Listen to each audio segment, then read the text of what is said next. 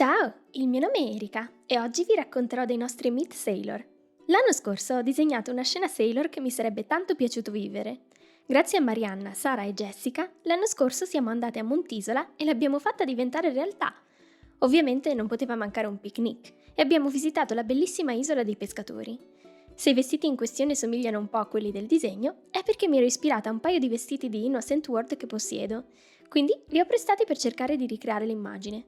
In effetti, tutti i vestiti erano miei quella volta. Ho una grande passione per il sottostile Sailor dell'Olita e sono davvero grata e felice che siamo riusciti a farlo succedere per davvero.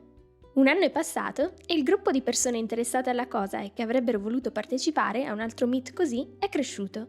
Quindi abbiamo organizzato un secondo meet a tema Sailor, questa volta a Parco Pallavicino, a Stresa, una zona stupenda che vi consiglio di visitare in generale. Appena arrivati, abbiamo subito pensato alle foto di gruppo, visto che durante la giornata alcune persone sarebbero andate via prima. Tutti i cord erano stupendi, ma a questo giro ho solo prestato 3 vestiti. Dopodiché ci siamo avviati verso l'ingresso del parco per iniziare il nostro giro. Il parco è aperto da marzo a novembre e offre tra le sue attrazioni sia flora che fauna. Villa Pallavicino nacque come dimora privata nel 1855 e dopo varie trasformazioni e ampliamenti è arrivato a 18 ettari affacciati al lungolago di Stresa. Attualmente è sotto la gestione Borromeo, che ha di recente effettuato una serie di interventi di recupero e miglioramento degli ambienti dedicati agli animali, oltre che dei viali alberati. Nell'ammirarne l'ingresso abbiamo avuto subito il primo incidente, con le suole delle scarpe di Beatrice che si sono completamente staccate. Avevo con me il Super Attack e le abbiamo subito riattaccate. Purtroppo non avevo delle salviette umide e le suole erano anche completamente distaccate, per cui la colla in quel caso non ha retto. Se organizzate un meet, portare colla e salviette umide è un'ottima idea, in quanto cose di questo tipo succedono molto spesso. Abbiamo quindi proseguito l'esplorazione del parco, tra piccole cascate, fiori e viali alberati, oltre ai vari recinti di animali disseminati per il parco. Ciao!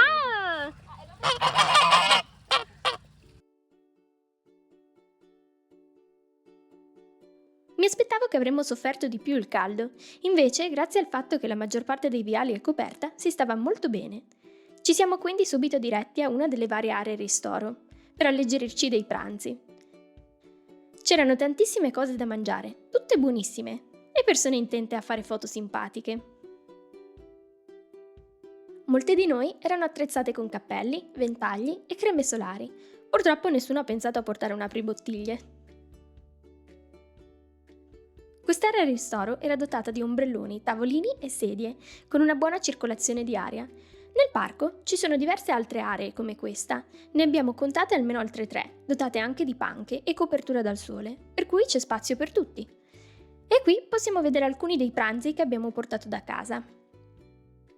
Ci è anche venuto a trovare uno dei diversi pavoni che girano liberi per il parco. E dopo averlo salutato, siamo passati ai dolci.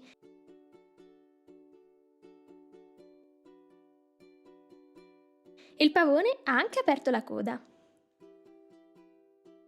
Dopodiché abbiamo continuato la nostra esplorazione del parco, sempre attraverso zone riparate da alberi, per cui non servivano nemmeno gli ombrellini, passando alla zona successiva che includeva un bar, diverse tipologie di fiori e altri animali. In questo caso diverse tipologie di anatre, con tanto di mini laghetto. Alcune delle anatre erano intente a covarne le uova. Marianna ed Elinor erano molto affascinate dal blu di questo cespuglio di ortensie, che in effetti era spettacolare. Subito dopo abbiamo trovato il bar, che si affaccia al roseto e ha accanto un laghetto artificiale, dove si fa un po' fatica a vederli, ma ci sono 2 cigni neri in fondo sull'altro lato. Ci sono anche dei pappagalli. Al bar abbiamo preso ancora una volta delle granite, come l'anno scorso. Qui le borse giganti di Bogota hanno fatto scalpore, infatti sia io che Eliana le avevamo portate. Jessica ha anche deciso di usare la punta del parasole per disegnare per terra, ma siccome non l'ho ripreso, vi lascerò col mistero di cosa potesse essere il disegno finale.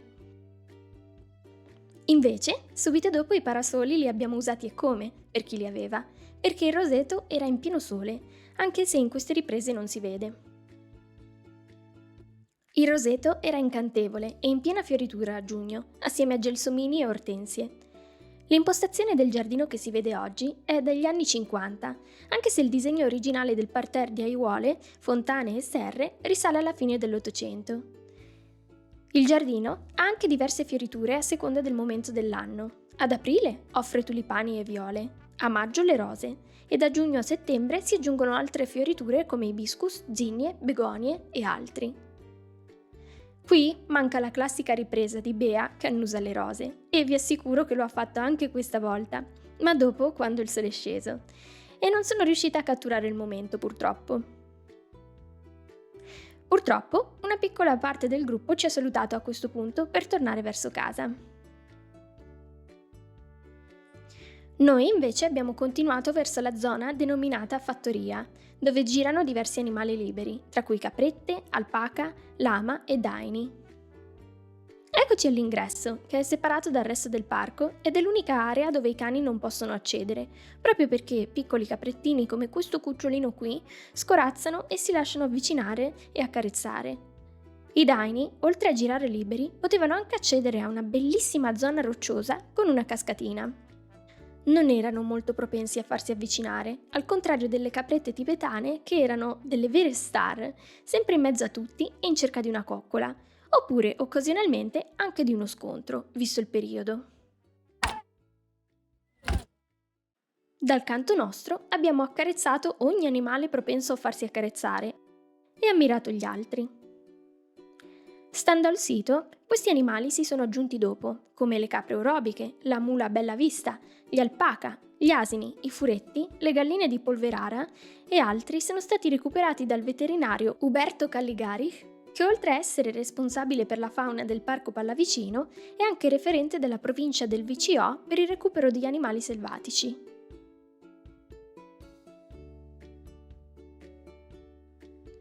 E finalmente abbiamo incontrato il mio grande amore di questo periodo, gli alpaca. Non so spiegare perché, è come se avessi una cotta, ma continuo a pensare a quanto sono carini, quanto mi piacciono e quanto vorrei accarezzarli.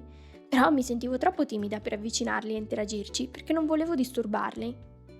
Poi però Sara ci ha spiegato che agli alpaca piace essere approcciati di lato e accarezzati sul collo, e accarezzato a questo modo sia gli alpaca che un lama gigantesco, che prima ci incuteva timore, ma poi era il più propenso a farsi coccolare del gruppo, e ci stava proprio. Allora anche il resto di noi ha preso coraggio e abbiamo sentito quanto era morbido il loro pelo. Parco Pallavicino accoglie animali che non potrebbero più sopravvivere nel loro habitat naturale, sia perché nati in cattività o perché l'abbandono o l'incidente ha causato loro traumi permanenti. Alcuni, come la volpe di prima o il daino bianco, hanno troppa poca paura degli uomini per essere rimessi in libertà e rimanere al sicuro. C'è da dire che è un'esperienza strana ma anche bellissima, quella di poter vedere animali del genere a questa distanza. Questi daini, ad esempio, accorrono al suono di un tamburo di uno dei custodi del parco. Stando al sito, molti degli animali si trovavano già qui quando la gestione del parco è passata ai Borromeo nel 2017, come le zebre, i canguri, i coati, la gru Antigone e i fenicotteri. Il percorso ci ha riportato sulla via del Roseto e quindi, visto che il sole era sceso, abbiamo fatto un secondo giro, esplorandolo più in lungo e in largo. Abbiamo trovato delle farfalle e anche questa bellissima vista che si affacciava sul lago di Stresa da uno degli angoli. Abbiamo anche incontrato un altro dei pavoni, questa volta di uno stupendo blu, anche se so che qualcun altro ha visto anche dei pavoni bianchi aggirarsi nella zona del Roseto e del bar. La giornata volgeva al termine e abbiamo iniziato la discesa verso le macchine, riattraversando le cascatine da un altro lato. Qui ci siamo salutate e abbiamo fatto un ultimo giro sulla piccola spiaggia che c'era proprio sotto al parcheggio. Anche quest'anno il Meet Sailor è stato bellissimo e vi ringrazio per aver guardato questo video fino a qui.